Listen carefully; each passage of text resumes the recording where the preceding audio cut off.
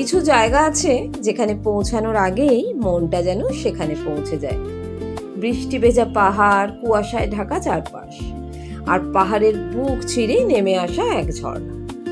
আজকের গন্তব্য মতি ঝর্ণা, আর এই ঝর্ণায় পৌঁছানোর গল্পটাও কিন্তু কম সুন্দর নয়।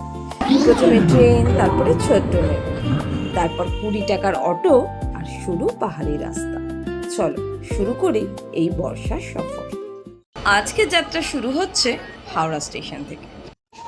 আজকের প্রথম যাত্রা হাওড়া থেকে সাহেবগঞ্জ।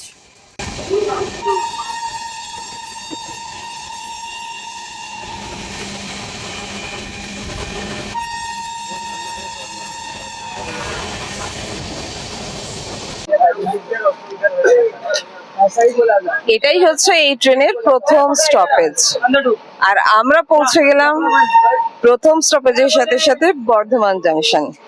ট্রেন জার্নির সব থেকে সুন্দর ব্যাপারটাই হলো আমরা শুধু একটা জায়গা থেকে আরেকটা জায়গায় যাই তা নয়, চোখের সামনে একটা একটা করে বদলে যেতে থাকে মানুষজন থেকে চেনা সবকিছুই।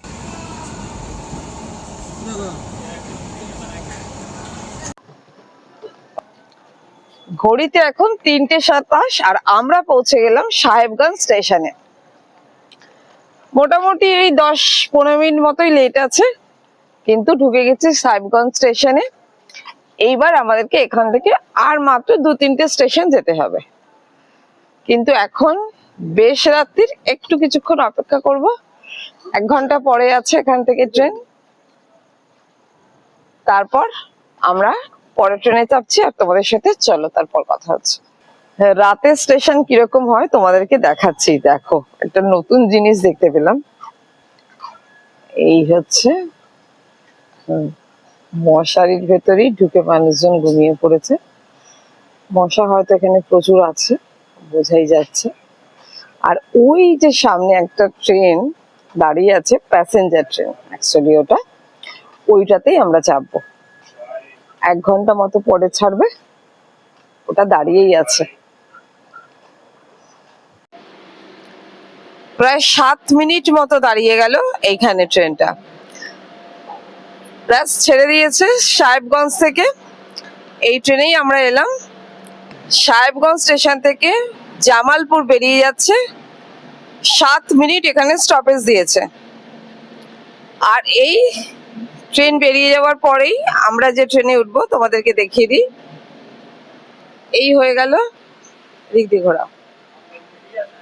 হ্যাঁ, এই হয়ে গেল আমাদের প্যাসেঞ্জার ট্রেন, যেটা ছাড়বে হচ্ছে 4:35 45 মিনিটে। এখানেই দাঁড়িয়ে আছে, একদম উল্টো দিকেই, মানে কোথাও যেতে হবে না, এখান থেকে উঠে পড়বো এই ট্রেনে। একদম রাইট টাইমে সাহেবগঞ্জ থেকে ট্রেনটা ছেড়ে দিল আমাদের মহারাজপুরের জন্য। তোমাদেরকে এখানে বলি, মহারাজপুর কিন্তু সাহেবগঞ্জ থেকে বাই রোডও যাওয়া যায়, কিন্তু আমরা ট্রেনে করে যাব, মাত্র 17-18 মিনিট লাগবে। আর ট্রেন জার্নি কমফোর্টেবল, তার সঙ্গে খুব পকেট ফ্রেন্ডলিও, তাই আমরা বেছে নিলাম ট্রেন জার্নি। মেমু ট্রেন এখানকার। দেখো, সাহেবগঞ্জ স্টেশনটা বেশ বড়সড় একটা স্টেশন। এখনো ভোরের আলো ফোটেনি, কিন্তু বৃষ্টি নেমে গেছে। হঠাৎ করে বৃষ্টিটা শুরু হয়েছে, এমনকি কমেছে, এখন আবার একটু কমেও গেল। ভালোই হয়েছে, ভাবছিলাম মহারাজপুরে গিয়ে কি জানি বৃষ্টি পাবো কিনা। চলো সাহেবগঞ্জকে টাটা জানাচ্ছি। সাহেবগঞ্জ থেকে মহারাজপুরের এই ছোট্ট ট্রেন জার্নিটাও দারুণ। সাহেবগঞ্জ ছেড়ে এবার আমরা এগোচ্ছি মহারাজপুরের দিকে।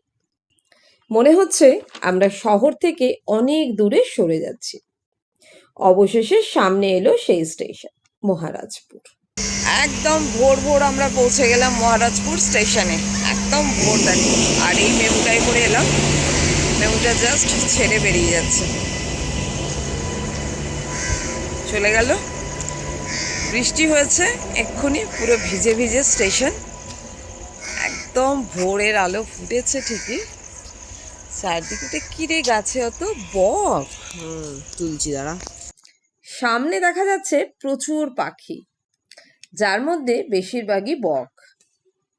আসলে সামনেই আছে এক পক্ষী অভয়ারণ্য, যার জন্য এত পাখি দেখা যাচ্ছে এখানে। দুর্দান্ত একটা সিনারি এই সময় আমার চোখের সামনে। একদম সূর্যোদয় হচ্ছে, তোমরাও দেখো সূর্যোদয়টা। সূর্যটা কি সুন্দর উঠে আসবে, দাঁড়াও পুরোটা দেখো। আকাশ চারদিকটা লাল হয়েছে, ওহ দারুণ লাগছে দেখতে। মেঘ এসে ঢেকে দিচ্ছে, আজকে তো আকাশে মেঘ আছে। যা, সূর্যোদয়টা আমরা দেখতে পেলাম না, মেঘে ঢেকে দিচ্ছে।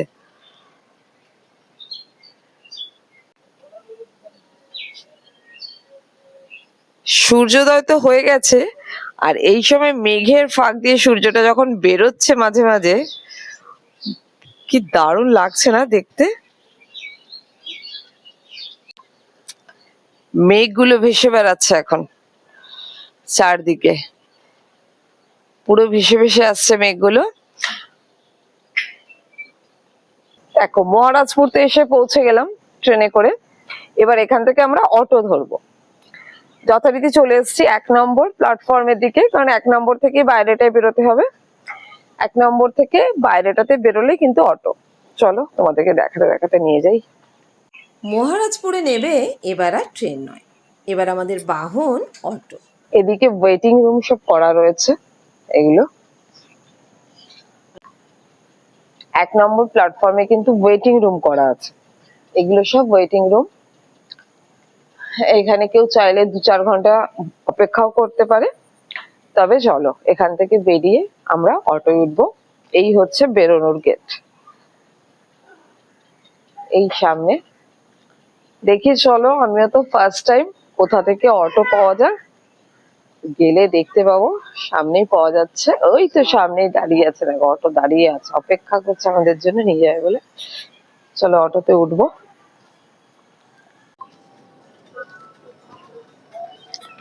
मोती झरना जाएंगे, कितना रुपया लगता है? 20 रुपये।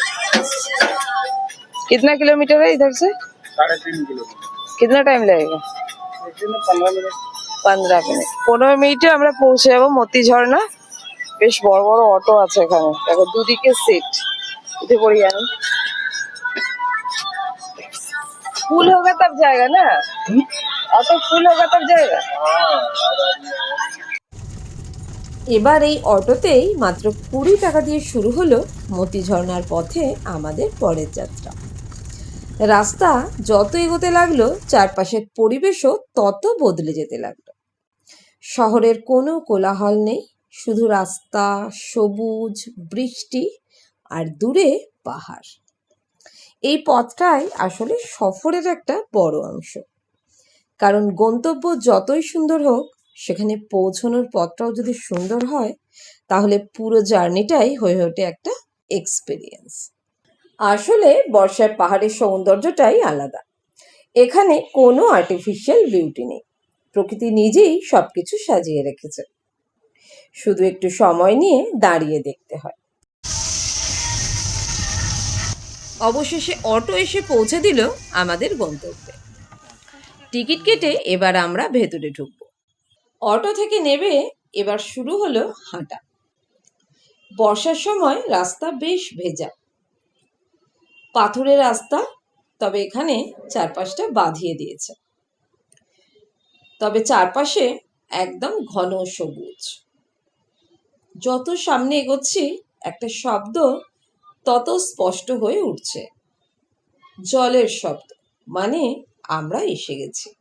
কিছু দৃশ্য ক্যামেরায় যতটা সুন্দর লাগে, বাস্তবে তার থেকেও অনেক বেশি সুন্দর।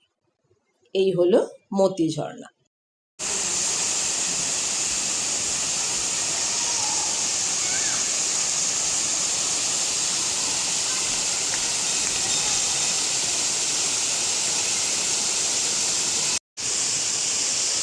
চারপাশ দেখে মনে হচ্ছে বর্ষার জলে পাহাড় যেন নতুন করে প্রাণ ফিরে পেয়েছে। চারপাশে কুয়াশা, ভেজা পাথর, সবুজ পাহাড়, আর পাহাড়ের বুক থেকে নেমে আসা এই জলধারা। তবে বৃষ্টি হলে এই জলধারার স্রোত আরও অনেক পরিমাণে বেড়ে যায়।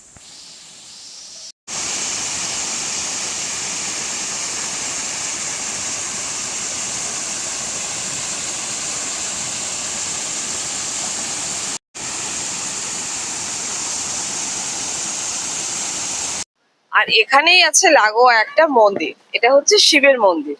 তাই শ্রাবণ মাসে এখানে প্রচুর লোক আসে, এই মন্দিরটার জন্যও আসে, মন্দিরে পুজো দেওয়া যায়। চলো আমরা মন্দিরটারও ভেতরে একবার ঢুকে দেখি। একদম পাহাড় কেটে মনে হচ্ছে মন্দিরটা বানানো, পাহাড়ের একদম গায়ে। দেখো চলো ভেতরে যাই। এই দেখো, এই হচ্ছে সামনে মন্দির, এই হচ্ছে রাস্তা, একটা এন্ট্রি একটা এক্সিট করে রেখেছে। ওই ভেতরে শিবের মূর্তি আছে, বোঝাই যাচ্ছে। সবাই চান টান করে জল ঢালতে যাচ্ছে। এই সামনেটাতে এসে যে ঝর্ণাটা, ঝর্ণার জলগুলো এসেছে লাগবে। ওইখানটা খুব পড়ছে পড়ছে জল, ওখানে একটা বাঁধ করে দাঁড় করিয়ে রেখেছে দেখ।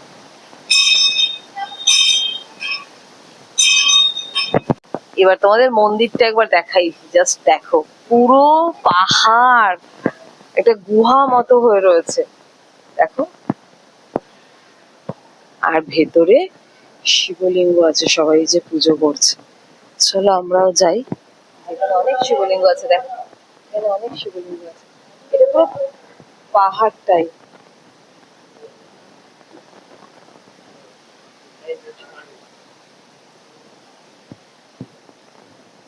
মন্দিরটা কিন্তু খুব ইউনিক। মন্দিরে এখন পুজো চলছে, এখানকার শিবলিঙ্গটা দেখো কিরকম। একটু ছোট করো, হ্যাঁ একটু ছোট করো। আর এখানে আছে নন্দী বাবা। মতি ঝর্ণায় এসে শুধু ঝর্ণাটা দেখে ফিরে গেলে কিন্তু অনেক কিছুই মিস করবে। চারপাশটা একটু ঘুরে দেখলে বর্ষার প্রকৃতিটাকে আরো ভালোভাবে অনুভব করা যায়। এছাড়াও এখানে আরো অনেক কিছু দেখার মধ্যে আছে, যেমন উদয়ারথ পক্ষী অভয়ারণ্য, শিবগাড়ি ধাম ও রাজমহলের ঐতিহাসিক ধ্বংসাবশেষ। অনেকটা সময় মতি ঝর্ণার সঙ্গে কাটানোর পর এবার ফেরার পালা। সারাদিনের এই ছোট্ট সফরটা শেষের দিকে এগিয়ে চলল। এমনই কিছু অজানা জায়গা আর রেলওয়ে জার্নি নিয়ে আবারও দেখা হবে।